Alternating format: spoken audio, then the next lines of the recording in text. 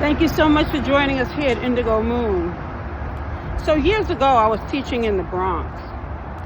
And early on in the school year, you have issues trying to remember names.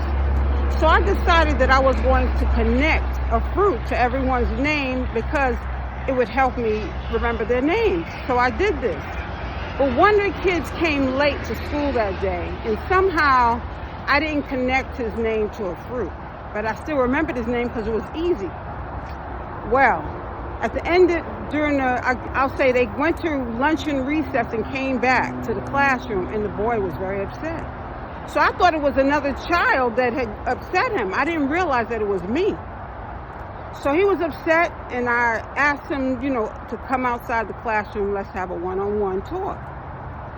And he started crying, and I was just like, oh my goodness, what could have possibly happened to this boy? It wasn't, I guess it was just then that I really started to understand how sensitive boys can be. You don't assume women are going to be sensitive, but men can be just as sensitive at times, depending on the individual, right? So when he finally let everything out, he said, you gave everyone else a fruit to their name and you didn't give me one. I never even thought it was a big deal. It was really more so a big deal for me to remember their names. Never did I even think of the sensitivity that it could draw to the situation. You see, sometimes we don't realize another person's perspective. And when we look at these things, we have to look at boys really need their fathers. Now, I know you're saying, how do you transition from that to that? One thing to the other. You see, this boy is on display in a classroom full of boys as well as girls. I am the teacher, so I'm the one setting the tone, so it was my fault. I had to apologize to him and do something special for him, something unique, So, of course, I made sure that I asked him a question that I knew he had the answer to, because I'd walked around taking my notes and checking people's work while walking through the aisles. And I saw he had the right answer, so I called on him. And I made sure that I attached the fruit to his name this time. Not only did I acknowledge him, but I allowed him to have the right answer, which made him feel better about himself. It made him, have a certain form of pride. Boys do need their fathers. We as women are never going to understand everything about anyone. Men won't either, but when it comes to boys, they need their fathers. Their fathers act as a guide and actually a relatable source too. Because think about it, males are supposed to relate more so to each other because there's certain things a woman can never teach a man.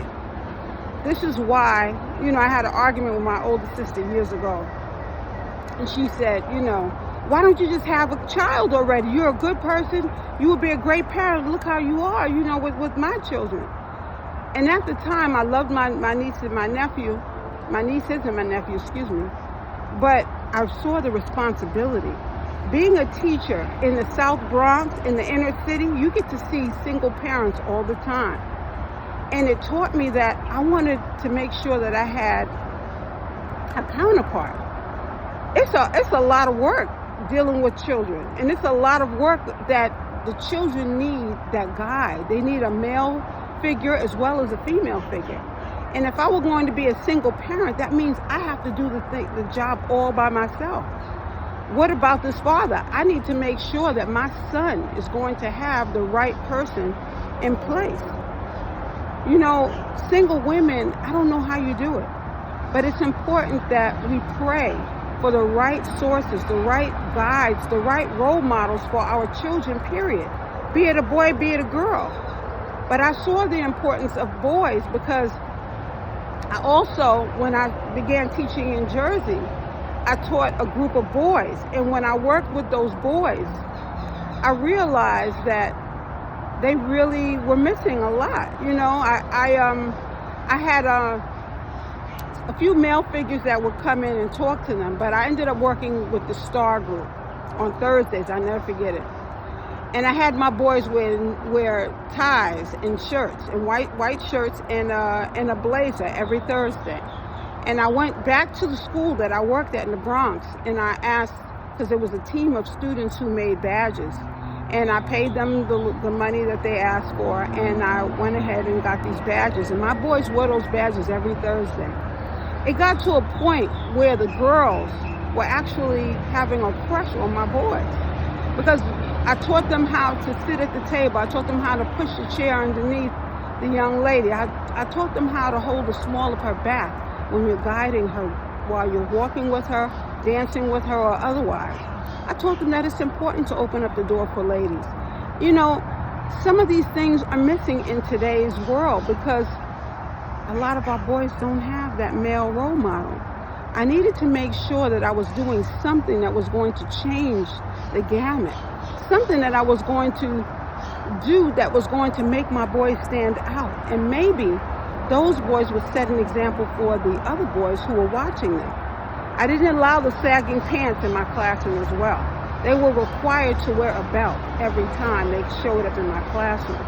You see, we might not be able to make a difference in the full world, but we are able to make a difference in some people's world, you know? So it's important that we look at those things. Although it might not seem important to other people, it's important that our children have some form of structure. For if they don't have structure, and they want it too, they might not even realize that they want it, but they want the structure because it's something to look forward to. It's something that they know is going to be there, okay? So let that be my word today. Indigo Moon, have a lovely one.